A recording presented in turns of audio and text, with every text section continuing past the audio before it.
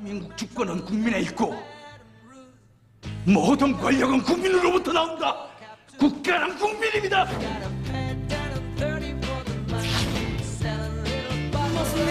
이거 마시면 우리 사귀는 거다. 나 이대 나온 여자야.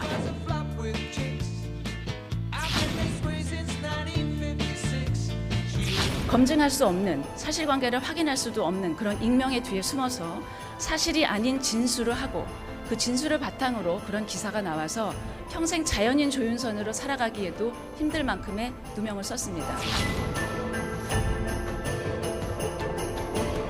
리스트로 본 거는 2014년 6월경으로 기억을 하고요. 김기춘 비서실장의 지시라고 하면서 문체부로 전달이 됐었습니다.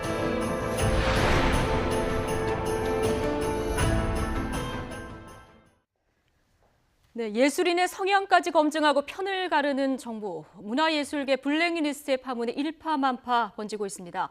특검은 이와 관련해서 차은택 씨의 외삼촌이기도 하죠. 김상률 전 청와대 교육문화수석을 소환해서 조사하고 있는데요. 이 블랙리스트도 최순실 작품이라는 언론 보도까지 나온 상황입니다. 김광삼 변호사 그리고 김병민 경희대학교 행정학과 개관 교수 모시고 자세한 얘기 나눠보겠습니다. 자, 안녕하십니까? 네, 안녕하세요. 네, 안녕하세요. 자, 블랙리스트 관련해서 연일 줄 소환이 이어지고 있습니다. 오늘은 김상률 전 교육문화수석이 이제 소환이 되는데요, 특검에. 네. 지금은 뭐 참고인 신분입니다만은 경우에 따라서는 뭐 신분이 전환될 수도 있습니까? 그때 김상률 전 교문수석은 예. 아마 문서가 작성되기 이후에 네. 시점이 좀 그렇죠. 취임을 했는데요. 그렇다고 하면 이제 교문수석도 그렇고 문체부도 마찬가지고 작성된 문건을 가지고 어떤 일을 했느냐 그리고 그 경위인데 사실 문건이 제일 중요한 부분은 누가 작성을 했고 어떤 목적으로 작성을 했는지 그게 중요하지 않겠습니까? 예. 그런데 이제까지 여러 가지 정황으로 나온 걸 보면 뭐 일간지에서 보도를 했습니다만 최순실 씨가 문화와 관련해서 어떤 그 정권의 장애가 되는 그런 문화예술계를 재척을 하고 자기가 문화와 관련된 그런 어떤 수주랄지 그런 걸 뭐 이권 개입하겠다는 그런 취지로 해서 박근혜 대통령이 얘기를 하고 박근혜 대통령이 김기춘 실장한테 전달을 해서 이게 청와대 정무수석과 그 밑에 있는 정관주 그 당시 뭐 국민소통 비서관이었죠. 예, 이 정관주 전 차관이 작성했다는 의혹을 받고 있는 그런 사람인 네, 거죠. 그렇죠. 왜 이런 얘기가 나왔냐면요. 일단 그 작성된 걸 문체부에 전달했어요. 네. 문체부에 그 조윤재 비서관한테 전달을 했는데 차관한테 전달을 했는데 그때 이제 그런 얘기 했다는 조현재 거예요. 차관. 예, 조윤재 차관. 네. 그래서 그때 이것은 정무수석실에서 작성된 것이다. 이제 그런 식으로 얘기하면서 전달했다는 거예요.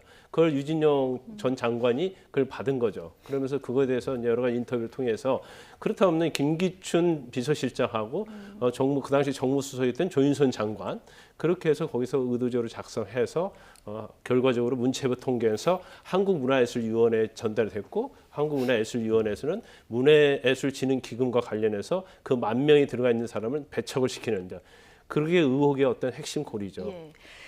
자, 모철민 현 프랑스 대사 지금 특검이 소환 통보를 해서 오늘 뭐 귀국한다고 하는데요. 모철민 대사가 지금 오늘 소환된 김상률 전 청와대 교문수석의 전 전임인 거죠? 예, 전 전임이고 전임 수석으로 볼 수 있을 때는 교대 총장했던 송광영 총장이 아주 잠깐 수석을 했기 때문에 바로 아마 모철민 그 수석이 이어서 현재로서는 그 김상률 수석이 이어서 일을 했다라고 볼 수도 있는 거고요. 여기서 이제 중요한 대목 중에 하나는 바로 이 모든 것들이 차은택 씨와 최순실 씨와 연관이 돼 있다는 겁니다. 그러니까 김종덕 문체부 장관 같은 경우도 마찬가지고 이 김상률 교문수석도 결국 차은택 씨가 추천했다라는 사실들이 밝혀지지 않았습니까? 본인도 놀랐다고 했죠. 그리고 그 뒤에는 이제 최순실 씨가 연결되어 있는 거고 결국 이 문화계 블랙리스트 인사를 왜 작성했는고 하니 결과론적으로 살펴보게 된다면 그들에 대한 탄압에 대한 목적이 일부 있을지도 모르겠으나 문체부가 가지고 있는 예산을 어떻게 지원하는 과정에서 블랙리스트에 포함된 인사들을 배제시키겠다는 거죠. 그럼 배제시키고 나머지에 대한 예산은 누가 쓰느냐? 결국 문화체육관광부의 예산을 쥐락펴락했던 차은택 씨를 비롯해서 여기에 참여회사들을 만들었던 최순실 씨가 이 건에 개입하기 위해서 이와 같은 정황 증거들을 만든 것이 아니냐. 그렇다면 현재로서는 참고인으로 소환이 되지만 김상률 수석에 대해서는 추후에 피의자로 전환될 가능성도 적지 않다고 보고요. 예. 현재로서는 블랙리스트에 연관돼서 불려가지만 가수지 조사를 받다 보면은 이화여대 학칙 개정에 대한 문제 예. 등에 있어서도 결국은 이 연결고리를 피해갈 수가 없기 때문에 앞으로 특검의 수사가 과연 이 김상률 전 수석에 대해서 어떻게 더 조사를 이어갈지 좀 지켜볼 필요가 있습니다. 예, 지금 잠깐 얘기를 해주셨는데요. 지금 정점에 어제 블랙리스트 얘기를 어제 저희가 다뤘는데 그때는 이제 김기춘 전 비서실장의 수사를 위한 첫 단추다 이런 이제 분석이 지배적이었는데 오늘 보면은 말씀하신 대로 각종 이권 사업 이런 것 때문에 최순실 씨가 정점이 있었다 이런 분석이 지금 나오고 있고 특검도 이런 정황을 좀 포착했다는 거거든요. 그렇죠. 그러니까 지금 특검에서 이런 얘기를 했어요. 김기춘 전 비서실장하고 조윤선 장관 집이나 집무실 다 압수수색했지 않습니까? 예. 그러면 결과적으로 공통 혐의를 보고 있다고 그렇게 얘기를 했어요. 그러면 결과적으로 그럼 왜 김기춘 전 실장과 정무수석인 조윤선 장관이 이런 블랙리스트를 작성했을까? 그걸 우리가 파악을 해야 할 거 아니에요? 예. 그러면 원천적으로 박근혜 대통령이 지시할 가능성이 크다는 거죠. 근데 그 부분에 대해서도 안종범 전 수석이 박근혜 대통령이 어떤 지시를 받았다는 그런 취지의 말도 나오고 있기 때문에 그럼 박근혜 대통령은 왜 이런 일을 했을까라는 걸 생각해 볼 수 있는 거거든요.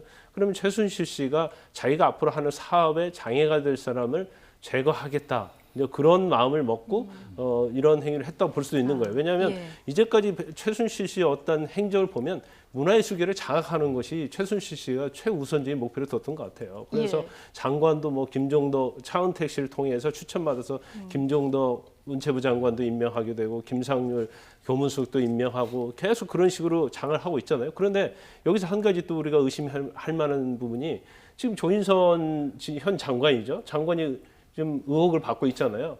그렇다고 한다면 K스포츠재단, 미르재단 문제가 되기 전에 조윤선 장관이 취임을 했거든요.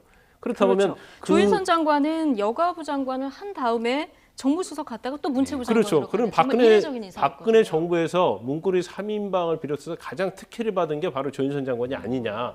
예. 그런 의심을 받을 수 있고요. 아까 말씀드린 것처럼 조윤선 장관이 장관을 취임을 했는데 그것도 결국 최순실 씨와 관련된 게 아니냐. 왜냐하면 문체부 자체를 최순실 씨가 계속 장악하려는 의도를 보였기 때문에 적어도 문체부 장관 자리는 최순실 씨가 의도하는 그러한 자리로 그런 사람이 갈 가능성이 크다는 거죠. 그래서 이러한 것들이 연결고리 전체에서 최순실 씨가 뒤에 있을 가능성이 크다는 거고요. 더군다나 네. 이제 국정원과 관련된 부분에서 이런 10,000명이나 되는 사람을 어떻게 입수를 하느냐. 이제 정무수석 자체에서 그걸 입수해서 만들기는 쉽지 않을 겁니다. 그러면 가장 인적 정보를 많이 갖고 있는 국정원을 통해서 이게 작성됐다고 보는 거죠. 또 오늘 국정원 그 인적 정보를 동원했다는 그런 의혹까지 불거진 그런 상황이에요. 예, 그러니까 이제 민간인 사찰 의혹까지 불거질 수 있는 거고 네. 얼마 전 청문회에서 전 세계보 사장이 나와갖고 이 국정원 문건 관련된 이야기를 하면서 결국 민간인 사찰에 대한 부분까지 이야기들이 불거지지 않았습니까? 네. 만약에 국정원의 정보 자료까지 국내 파트를 담당하고 있는 그런 국가 권력기관에서 이러한 연예인들이라든지 아니면 네. 문화계 인사들에 대한 성향 파악을 했던 자료들이 소위 말하는 문화체육관광부와 그리고 청와대 인사와의 교감과 이런 부분들을 통해서 블랙리스트가 작성됐다면 굉장히 큰 문제가 아닐 수 없다고 보여지고요. 네. 결국 이 문제는 최순실의 국정농단의 핵심은 문화체육관광부에 있는 것 같습니다. 이 사건이 처음 촉발됐던 건 미르재단과 K스포츠재단인데 미르재단은 말 그대로 문화에 관한 부분이고 K스포츠재단은 체육에 관한 부분이잖아요.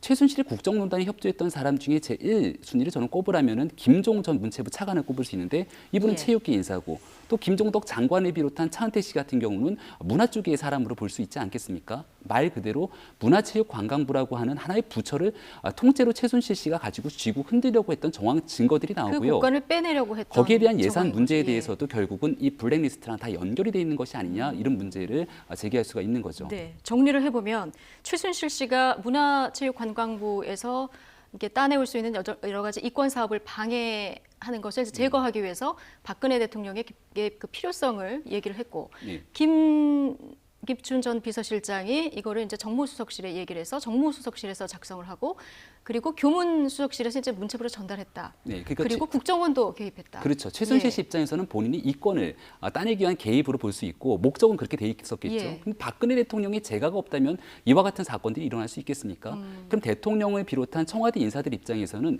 2014년도 6월 달부터 이러한 블랙리스트가 작성됐다 그러는데 네. 2014년 4월 달에 있었던 세월호 참사 이후로 소위 말한 현 정부를 향한 나름대로의 문학의 인사들이라든지 대중의 시선들이 굉장히 싸늘하게 변해가는 모습들을 보면서 이 부분을 가지고 뭔가 통제해야겠다라고 하는 김기춘 전 실장의 과거와 같은 이 공포 공안 통치 스타일이 그대로 적용된 것이 아니냐. 예. 그러한 부분들을 최순실 씨가 교묘하게 이용한 것이 아니냐. 이렇게 의심할 수도 있어 보입니다. 네, 지금 뭐 김기춘 전 실장 그리고 조윤선 장관도 곧 이제 특검에 소환되지 않을까 이렇게 점쳐지는데요.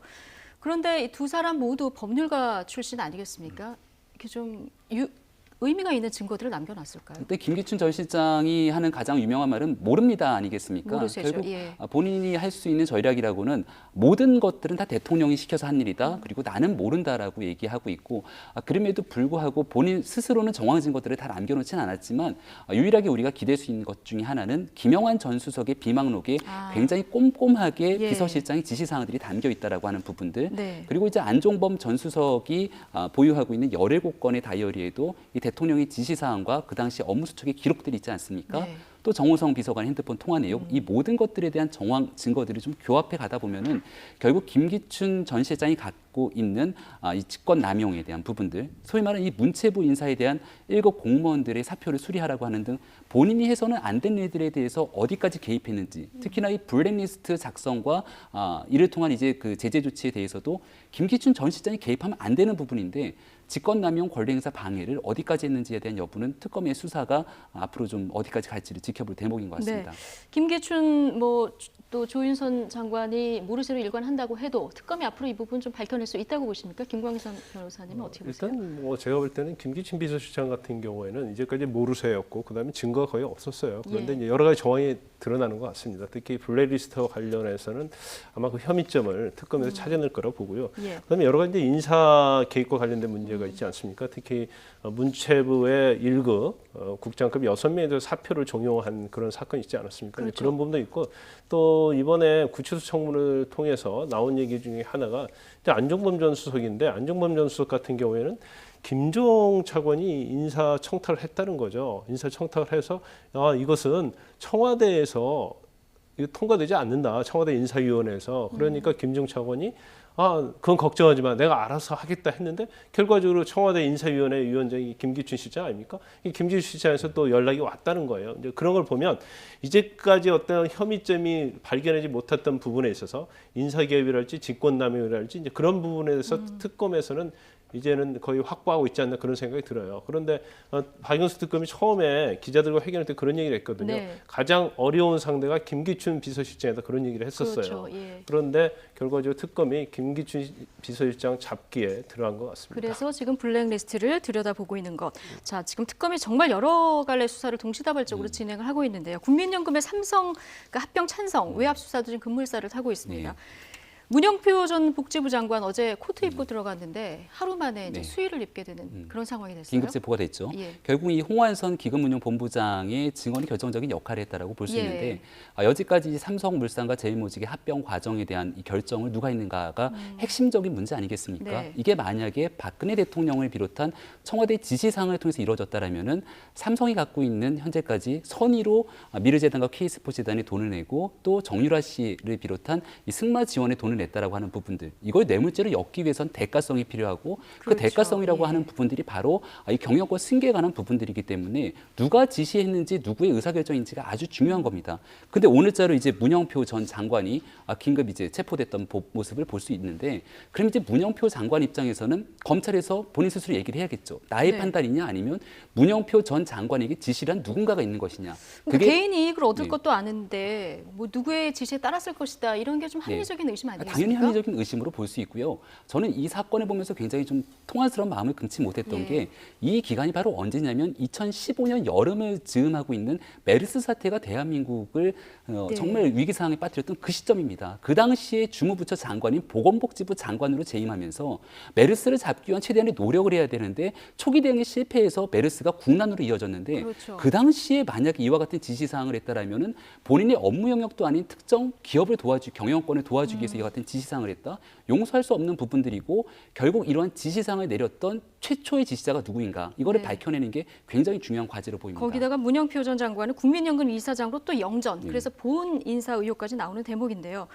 그러니까 이제 특검이 보고 있는 것은 삼성이 대통령에 로비를 했고 이 대가로 삼성이 최순실 씨 일가에다가 특혜를 줬다 이렇게 보고 있는 건데 그렇다면 이제 대통령에게 자연스럽게 시선이 옮겨가는 거죠.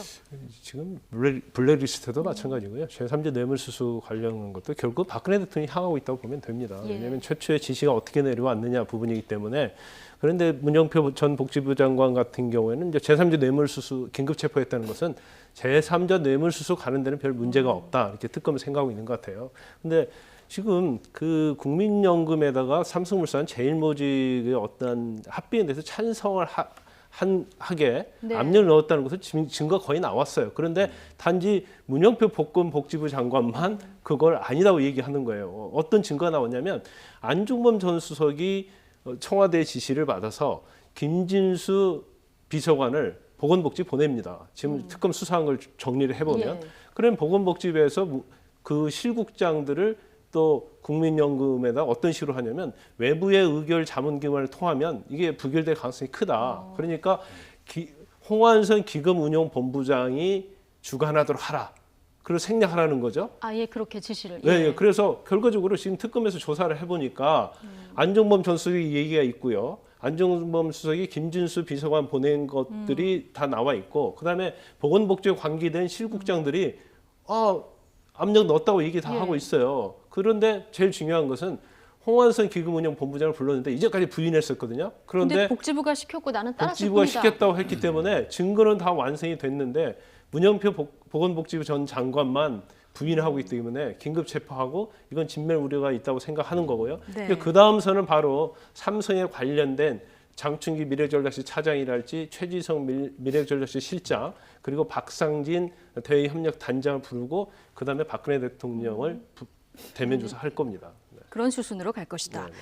자, 또 국민이 포기하지 않고 지켜보고 있는 게 있죠. 세월호 7시간 의혹인데요. 특검이 지금 이 부분도 지금 수사를 착수를 그렇죠. 한 모양새예요. 예, 오늘자로 가장 의혹의 중심에 서 있는 사람이 바로 이제 김영재 원장 아니겠습니까? 예. 김영재 원장의 자택 압수수색이 들어갔고 또 이 그 김상만 그렇죠. 김상만 예. 자문위도 마찬가지고 세월호 7시간의 의혹을 풀기 위한 열쇠는 결국 이들에게 달려있다고 해도 과언이 아닌데 크게 두 가지 점을 의심하는 거잖아요. 첫 번째는 김영재 원장을 비롯한 사람으로 인한 미용 시술에 대한 문제 혹은 아니면은 피로 회복을 통한 이런 그 주사를 맞았는가에 대한 여부인데 아직까지 그 세월호 7시간에 대한 여부를 밝혀내기 위해서 청문회까지 열었지만 모두가 모르쇠로 일관하고 있기 때문에 진실에 근접하기에 좀 어려움이 있었고요. 예.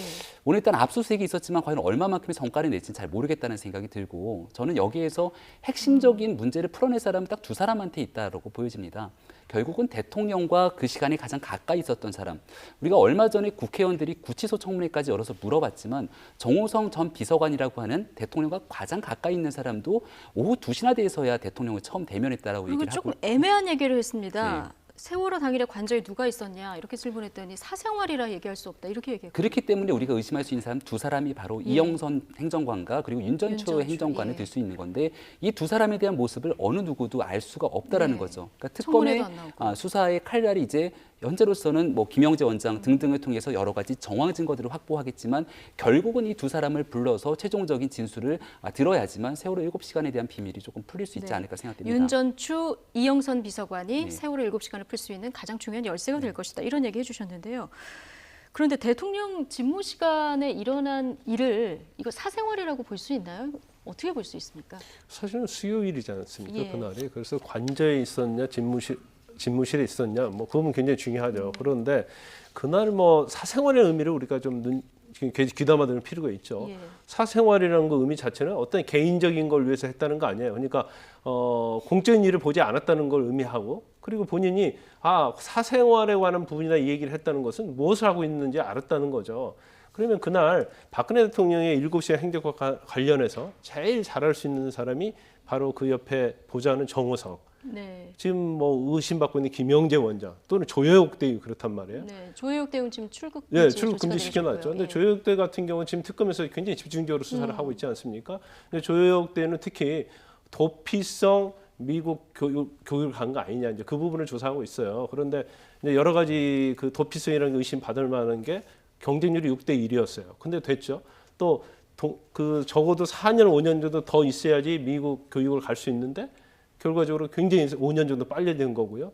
그다음에 그 교육을 가려면 2개월 정도로 이수 교육을 받아야 하거든요. 네, 이것도 그것까지 좀 다 이상하다는 거죠. 생략이 됐단 말이에요. 예. 그렇다고 한다면 조여육대가 그날의 핵심을 가장 쥐고 있는 키맨이기 때문에 이걸 서둘러 가지고 미국으로 보낸 것이 아니냐. 그런 시각을 지금 특검에서 갖고 있는 거예요. 그래서 출국 금지하고 이제 첫 조사했는데 조여육대 같은 경우는 특검에서 정말 추궁하고 잘 조사하면 제가 볼 때는 진술할 가능성이 있다고 그렇게 봅니다. 청문회에서는 얘기 안 하지만 특검에서는 얘기하겠다 뭐 이런 의사도 네, 밝혔기 그렇습니다. 때문에 어떤 얘기가 나올지 좀 주목을 해봐야 될 것 같고요. 그다음에 차움병원에서 최순실 자매가 이제 박근혜 대통령 의약품 대리 처방 의혹이 있지 않았습니까? 그 비용을 대납을 해서 결제를 했다. 네. 이게 이제 확인이 됐어요. 네, 예. 그러니까 이런 부분들이 결국은 대통령에 대한 뇌물죄로도 적용될 수 있다라고 충분히 볼 수 있거든요. 예. 왜냐하면 대통령이 의상 비용도 결국 최순실 씨 지갑에서 꺼내서 결제했던 거로 네. 보여지는 것처럼 박근혜 대통령이 여지까지 선의로 했던 모든 행동들은 어찌 보면은 최순실 씨의 사익을 도와주기 위해서 행동을 했던 거고 그러한 최순실 씨는 대통령을 위해서 이와 같은 비용에 대한 대납 처리를 했다라면 네. 뇌물죄로도 적용될 수 있는 부분들이기 때문에 뭐 비용적으로 크진 않을 수 있습니다. 그럼에도 박근혜 대통령이 여지까지 했던 것처럼 모든 것들은 다 선의로 한 일이고 나는 단 한 번도 사익을 도모한 적이 없다라고 하는 부분과는 좀 배치될 수 있는 대목이기 때문에 네. 주목할 필요가 있는 것 같습니다. 네, 특검의 여러 갈래의 모든 수사 결국은 지금 대통령을 상하고 있는 그런 상황입니다. 참 특검 수사 상황 국민들이 정말 관심 있게 지켜보고 있는 그런 상황이죠. 지금까지 김광삼 변호사 그리고 김병민 경희대학교 행정학과 개관 교수와 함께했습니다. 두 분 고맙습니다. 네.